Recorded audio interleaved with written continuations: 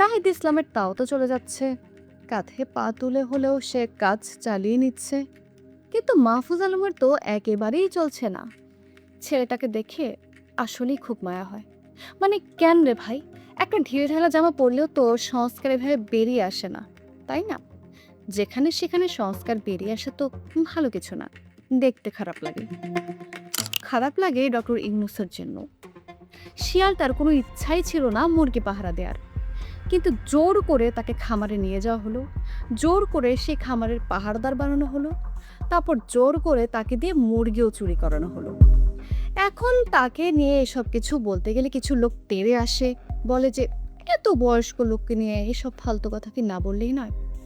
আরে ভাই, শয়তানের আবার বয়স কিসের? সারা দিন যে ইবলিশ শয়তানকে গালাগালি দেন, ইবলিশ শয়তানের কত বছর বয়স আপনার ধারণা আছে?